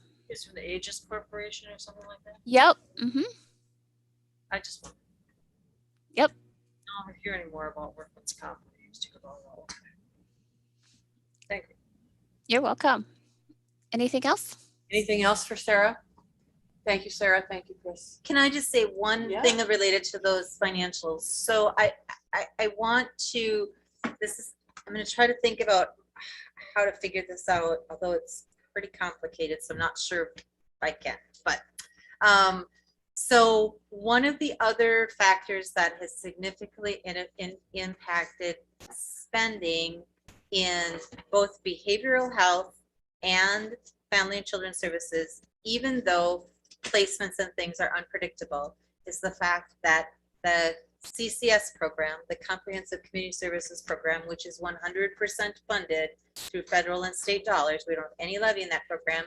That program also offsets service costs to a wide variety of youth and adults who are who qualify to do that program. So we have about 150 people in that program, a little more than that now, 150 people in that program. If I'm a child and I am receiving CCS services, not only is the cost of my service facilitator covered, I still have a social worker because I'm in court and all those other things, but my service facilitation is covered. But so well, maybe my mentoring, my special therapies, my whatever, all of those things covered at 100% cost. So I'm going to try to do is tease that out, although it's really hard because we don't hold that information. It's held by the lead agency in Chippewa in terms of what other, but like if I go to Lutheran Social Services to receive therapy, that is being billed to the CCS program.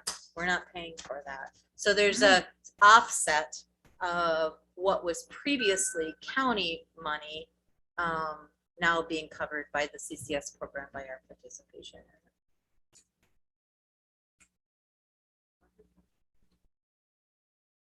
Anything else?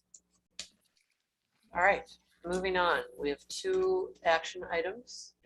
One, our monthly review of the vouchers paid this month in the amount of $542,982.39. I need a motion to note review of the vouchers paid. I so moved. Supervisor Bjork, is there a second? Supervisor Steen, any discussion? If not, all in favor, say aye. Aye. Aye. Any opposed? Vouchers are approved. And the next item is the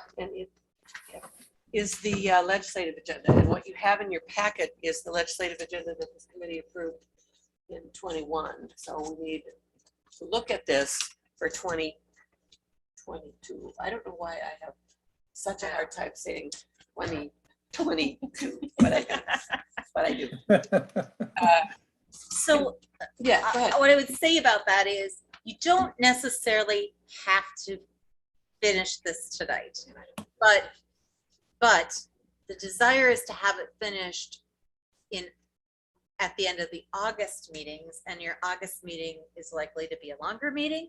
So Paul and I had a conversation and just like, if you put it off till August, you're going to have all the budget stuff and then have to come back to the legislative agenda.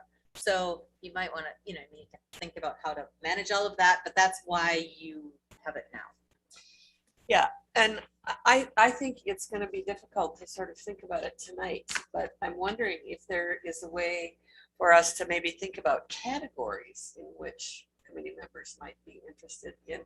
And so we have A through H here in 2021. If the health department, for example, and there are, let's see, 1, 2, well, 3 health department related issues. 1 for staffing and communicable disease, 1 for groundwater assessment, and 1 for PFAS. And then there are others that relate to human services. Increased funding to child welfare, I'm sure that would stand still. I don't know if there are sort of more specific items that we might like to add or change. Mental health bed space shortage, I don't know if that wants to stay in. There has been an increase. Wonderful. I know, it's absolutely true. Mhm.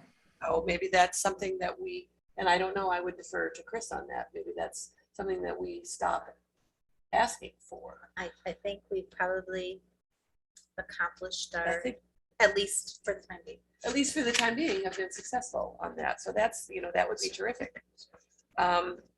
I suspect Medicaid expansion is going to stay on our list. I don't know if there are specific things, like increasing Medicaid reimbursement for mental health services, for example. If there are sort of more specific things that members might like to see added here, I've sort of made a little list of things that. Excuse me, Diane.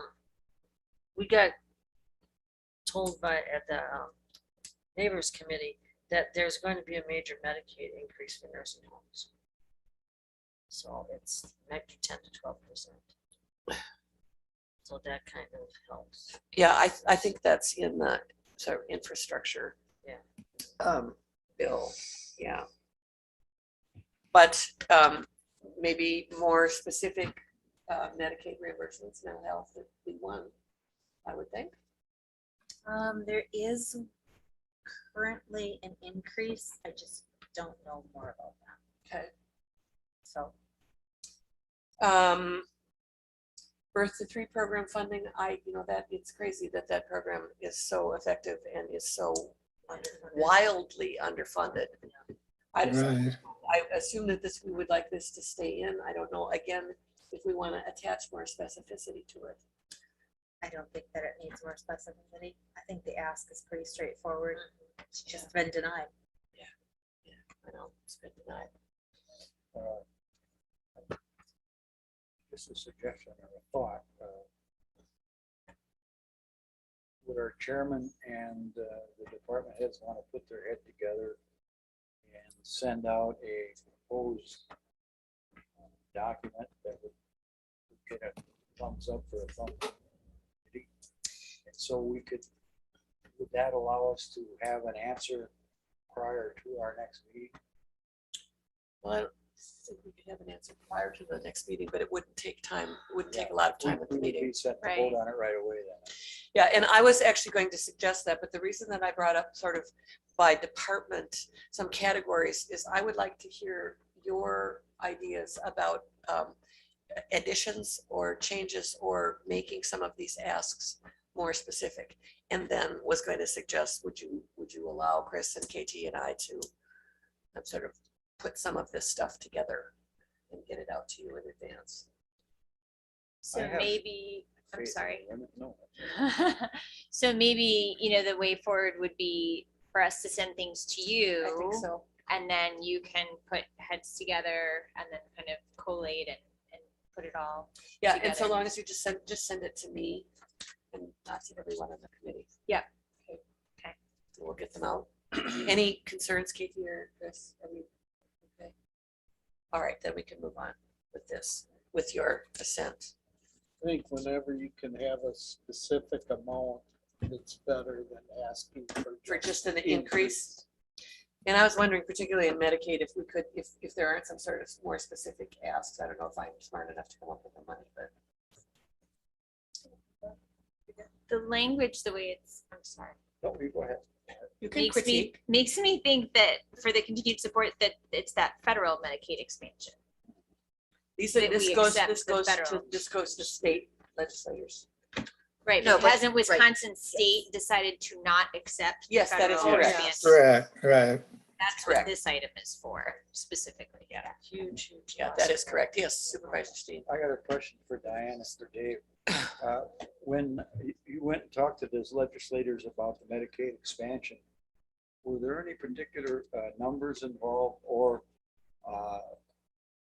I know that by not taking the money, that over 1,100 people in Chippewa County and Dunn County that would have been eligible for Medicare did not Medicaid, Badger Care, they did not get it, because they didn't take it. Yeah. And then also we left $1 billion on the table, and then, and I'm sure you did, but I'm just wondering if it was pointed out to our legislators that the expansion would have been paid at 100%, then dropping down to 90, rather than the 60-40 split that we have now. I think they know that. I think they just, It's just, yeah, I'm quite sure they know. In fact, a number of them agreed with us, but then Yeah. look at what they did. And they told the line. Well, it's, That towing the line for many years. Oh, on yeah. Medicaid expansion. right. It's absolutely ridiculous.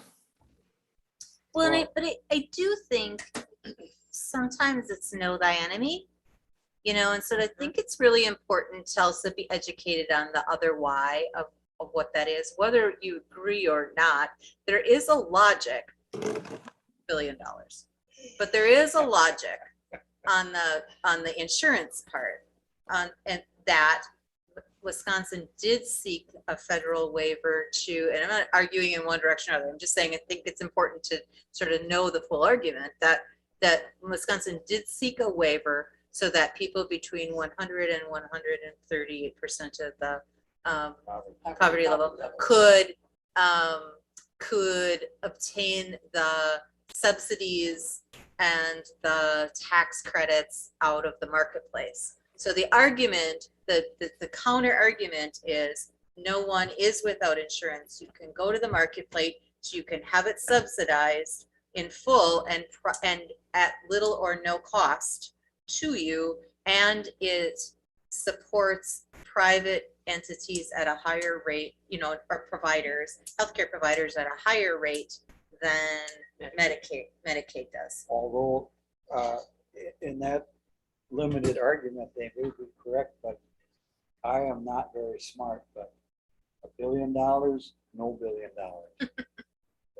An eighth grader could figure that out. And I don't, it doesn't matter what party you're from. That doesn't make any sense. That doesn't make any economic sense to me.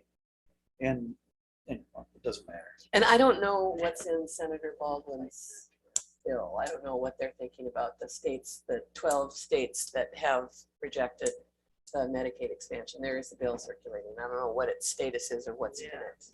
Right. Tammy Baldwin, you probably know more than I do, Bill. Tammy Baldwin is the lead author. Right. I just know of it. I, like you, I don't know a great deal about particulars at this point either. No. Okay, so we will make a quick action item next month on the legislative agenda. And good ideas are appreciated. So, and we have 2 budget adjustments, one for public health, we'll deal with them separately, and one for human services. Our first budget adjustment is for $500 for public health. Sure, it's a quick stipend to support some of our car seat and child safety outreach programs that we do. So we have a very strict allowable usages. We can buy the stuff to support, like scales, to make sure the kids are weighted properly for the car seat that their parents have, or that they are getting at a decreased cost from us. And if we don't, we don't get it. Right, so this is a grant, so I'll need a motion and a second. Supervisor Steen. Second. Paul, any discussion? All in favor? Aye. Aye. All right, public health budget adjustment passes, goes to the board. And a second from human services in the amount of $192,434.82. You want to? It's Pretty just self-explanatory. It's just the All grants. fixing of all those. Yep, it's the Numbers. fixing of all of these numbers for grants. I so moved. So moved. Is there a second? Second. Dr. Hall, any discussion? All in favor? Aye. Aye. Aye. Public health adjustment passes. And so there we are. Good job. Yes. Can I have a minute about the Dunn County Fair? Certainly. Yeah. There were lots of cars when I drove over here. Well, I'll today. tell you what. You folks have really given a guy a headache with all the stuff that we have to deal with. So I want to give you an opportunity to enjoy some time. And just looking at some of the activities for starting tomorrow, Friday. There's judging that's going on, but one that I could really recommend at 7 o'clock is a local country music band. We're over out 5 with local artists. Prochnow Girl. Yeah, you know, I'm old. The Prochnow Girl. You know, this wonderful lead singer. Todd Sitz plays some fantastic drums. And I sat there last year till 11 o'clock at night. Everybody told my son that, geez, we never seen your dad out that late. Okay, and on Saturday, there's a meat animal auction that's supported by a lot of people where 4-H members have raised lambs, swine, hogs, and sheep, and beef, and that they're supported really good by the community, individuals and businesses. At 10 o'clock tomorrow on Saturday, they have a kiddie tractor pull, and it's where they have kids on pedal bikes on a track inside the ice arena, and they pedal with the weight moving forward, just like the big tractors do. And I am Grandpa trying to get the very strong soccer player from Woodbury to compete against the very strong hockey player from Menominee to see who is the toughest. And I think the granddaughter would win. Okay, and then that night, well, let's see. If you're in a national tractor pulling, they'll make a lot of noise and all that kind of stuff. And there must be races tonight. Oh yeah, there's races tonight. Some I think. cars. But then on Sunday is some really fun activities. And the first one at 11 o'clock in the morning in the Nettie Center is they have a 4-H pie and ice cream social. And then they also have a chicken dinner fundraiser that's put on. It's really good. At noon on Sunday, there's a small stage behind the ice arena. And the Memories have a gospel music show in the morning at Art Noon. And then they have a variety show in the afternoon. And then what you're all waiting for at 3 o'clock in the afternoon is the demo derby. So get your cars ready.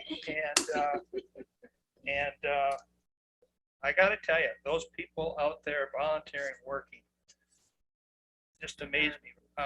Ron Score, our fellow board member, I mean, they're there like at 8 o'clock in the morning, and Deb is there in the office doing the finances till after midnight. And I took a Kubota out there, so one of the jobs they gave me is help take care of the commercial building. I've been there all week too. I sort of got drafted into it, and then I go around and help. They couldn't get any vendors to provide them transportation for anything because either they're all sold out, you know, the Gators and those type of things, or the Polaris things. So board members have brought in a couple of them, you know, that's what's doing around. Nice.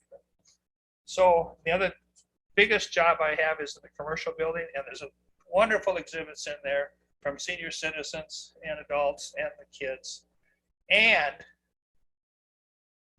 you can go convince your political party on one side of the area how good they are, and go over to the other side and see how dumb they are, and then you can go over and, well, anyway, you can express yourself to people where you probably wouldn't get to express yourself otherwise. Larry Bjork is in charge of the 7 quilts that the lady says, I spent a year making that, and it better be here when I come to pick it up. I said, yes, ma'am. So come to the fair. So law enforcement is added to your resume. That's also a swell shirt you have on, Larry. Thank you very much. Very I nice. got 3 of them, and I've just about went through this one.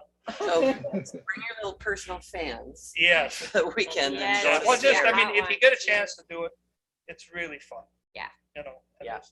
And I think the Fair Board has a website, don't they, with the schedule? I'm sure they, Yep. they I do. think they do. I Yeah. think they do. It's been Yeah. posted on Facebook a couple of times. Yep. Thank goodness they put it on a piece of paper for me. Thank you all for your hard work. Thank you, Krista. Thank you, everybody. We'll see you Yeah.